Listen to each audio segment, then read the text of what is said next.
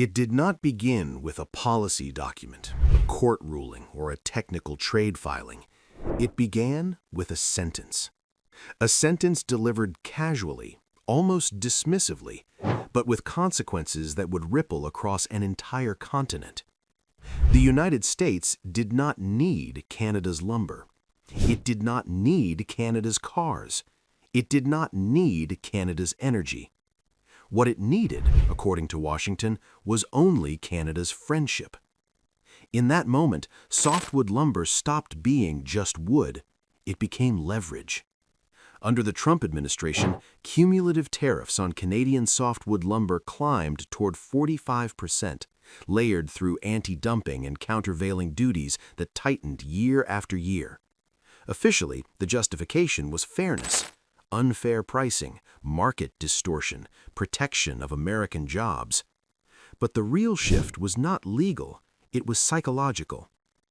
Economic interdependence, once framed as a strength, was suddenly recast as a vulnerability. Trade was no longer mutual benefit, it was exposure. And exposure, in this new framing, had to be cut off. Washington went further, pulling lumber into national security investigations under Section 232. That move changed the dispute entirely. This was no longer about price disputes or arbitration panels. It was about power, signaling, and who could endure pain longer.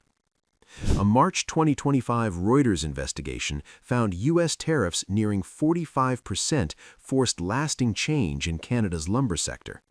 Producers accelerated southward expansion, restructured supply chains, and sought non-U.S. markets, treating the tariffs not as a shock, but as a permanent reality shaping long-term strategy.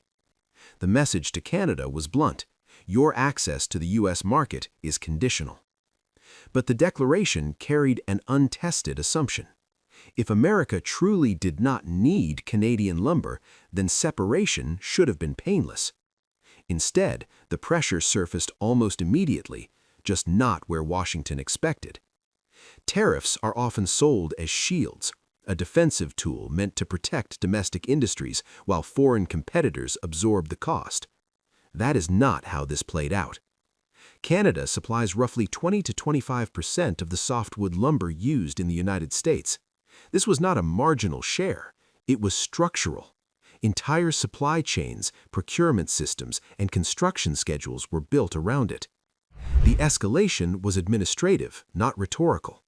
In its latest review, the U.S. Department of Commerce nearly doubled Canadian softwood lumber tariffs from just over 8% to more than 14.5%, turning what was once temporary relief into a standing policy with ripple effects beyond trade filings.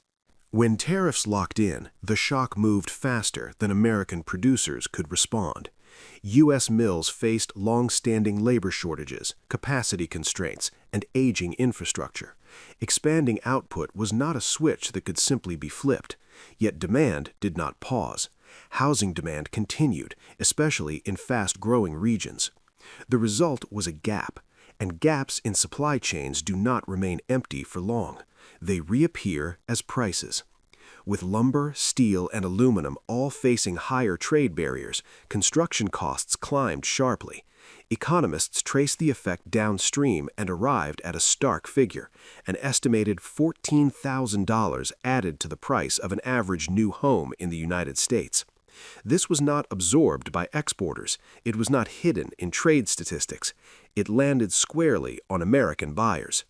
Protectionism did not stop at the border. It traveled inward, embedding itself into mortgages, rents, and affordability. The shield became a surcharge, and the political promise of insulation quietly transformed into domestic inflation pressure. At this stage, the contradiction was impossible to ignore. Markets moved faster than policymakers. Lumber prices hit a 3-year high as futures rose in sustained repricing, not panic. Builders adjusted to shortages, logistics friction, and higher replacement costs. Despite claims of independence, price signals showed dependence was structural. Optional supply falls in price, essential supply rises. If the United States did not need Canadian lumber, why were the consequences showing up so quickly inside its own housing market? Builders began to speak openly. Canadian wood was preferred not out of habit, but performance. Slower growth in colder climates produced stronger, more reliable lumber. And even if preferences could change, capacity could not appear overnight. Housing starts slowed, projects were delayed, costs rose further. The market was delivering its verdict. Tariffs did not eliminate dependence, they exposed it. And as pressure mounted inside the U.S., a different reckoning began north of the border. Canada was forced to confront a reality that had existed for decades, but had rarely felt urgent. More than 75% of Canadian exports flowed to a single market. In resource sectors, the concentration was even sharper. Lumber, aluminum, steel, nearly all pointed south. What had once been efficiency now looked like fragility. The crisis did not create Canada's dependence on the United States. It stripped away the illusion that dependence was safe. And that realization would change everything that followed. As the pressure intensified inside the U.S. market, it triggered a quieter but more consequential reckoning in Canada. The tariffs did not suddenly make Canada dependent on the United States. That dependence had existed for decades. What changed was how risky it now appeared. More than 75% of Canadian exports flowed south. In resource sectors, the exposure was extreme. Roughly 90% of Canadian softwood lumber, aluminum, and steel exports went to the U.S. market.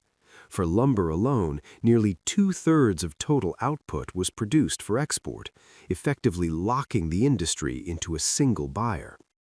In stable times, this concentration delivered scale, efficiency, and predictable demand.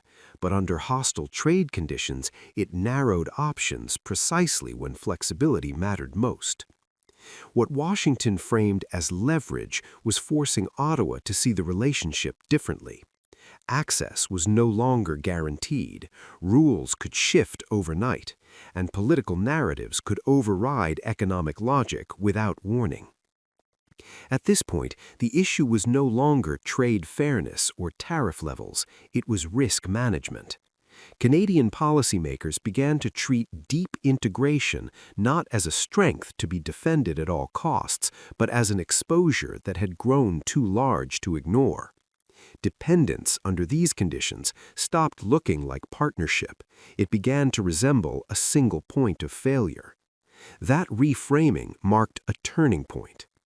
Once dependence was reclassified as a liability, Canada's response changed fundamentally.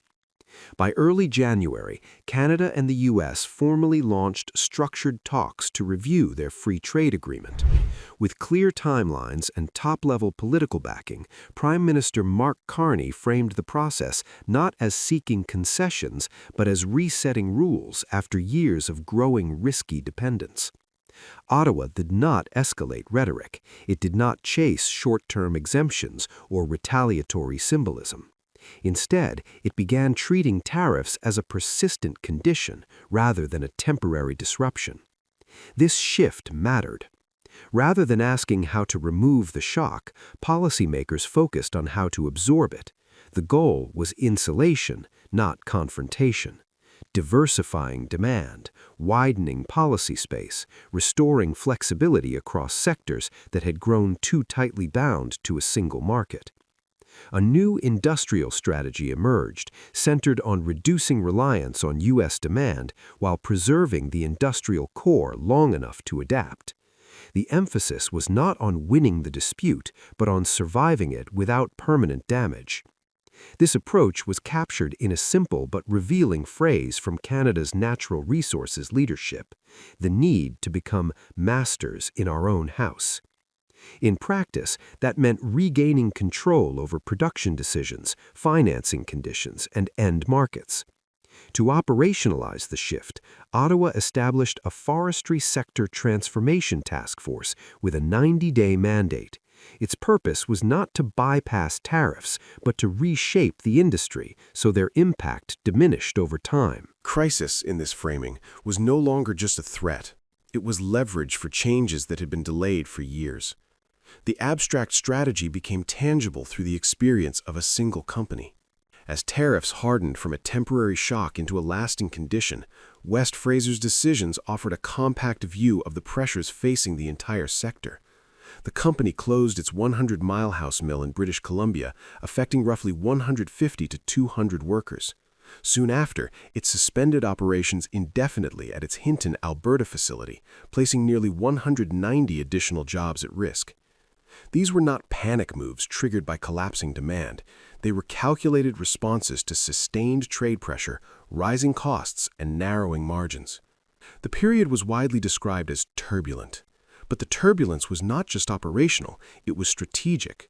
Companies were being forced to decide whether survival meant enduring short-term pain or clinging to a model that no longer held. Importantly, these decisions did not occur in isolation. Canadian authorities intervened with targeted support designed not to freeze the status quo, but to prevent forced liquidation while firms reassessed their future. Loan guarantees provided liquidity buffers, buying time for restructuring, retooling, and market reorientation. For West Fraser, and increasingly for the broader sector, the signal was clear. Survival was no longer about exporting at any cost. It was about repositioning within a more resilient economic framework. And that shift would soon move from individual firms to national policy. By this stage, one conclusion had become unavoidable. Reducing dependence could not be achieved simply by redirecting exports from one foreign market to another. True resilience required something far more difficult, a domestic demand base capable of absorbing production when external channels became unreliable. That realization reshaped Ottawa's response. Housing policy, traditionally treated as a social or affordability issue, was redefined as economic infrastructure. Through the Build Canada Homes initiative, the federal government reframed construction as a stabilizing force for industry rather than a downstream consumer of market volatility. The plan targeted the construction of up to 500,000 new homes per year, backed by a budget of approximately 13 billion Canadian dollars. Crucially, it prioritized Canadian materials. Lumber was no longer viewed primarily as an export commodity. It became a strategic input for national development. Procurement rules were adjusted to favor domestic supply. The GC Wood program pushed the forestry sector toward higher-value engineered wood products, shifting focus away from raw volume and toward specialization. Planned subsidies for interprovincial rail transport, beginning in 2026, aimed to align logistics with this inward turn, reducing bottlenecks and smoothing distribution across provinces. In effect, Canada was attempting something structural. Instead of asking global markets to remain open and predictable, it was building buffers at home. Demand that once lived abroad was being recreated domestically, not as a replacement for trade, but as insurance against its volatility. The move carried risks. Fiscal costs would rise, long-term competitiveness would be tested, but the logic was deliberate. In a world where trade could turn political overnight, resilience had to be designed, not assumed. What emerged from the lumber dispute was not a clean victory for either side. The United States discovered that tariffs could not erase structural dependence without consequences that showed up quickly and visibly at home. Canada, meanwhile, learned that deep integration, once celebrated as efficiency, could become a liability under pressure. The question now is not whether the old model worked. It clearly did for a long time. The question is whether it still can. Canada's response suggests more than a temporary adjustment. Domestic demand was not aimed at restoring the previous export-first equilibrium. It was designed to preserve capacity while the system itself changed. Domestic demand was elevated from policy afterthought to strategic anchor. Industry was encouraged to move up the value chain rather than race for volume. None of this guarantees success. Rebuilding resilience is slower and more expensive than relying on open markets, and trade relationships, even strained ones, rarely disappear entirely. But the direction is unmistakable. Canada is no longer optimizing solely for access, it is optimizing for optionality. And in that shift lies the deeper lesson of the lumber war. When trade becomes a tool of power rather than cooperation, survival belongs not to the largest market, but to the system best designed to endure pressure.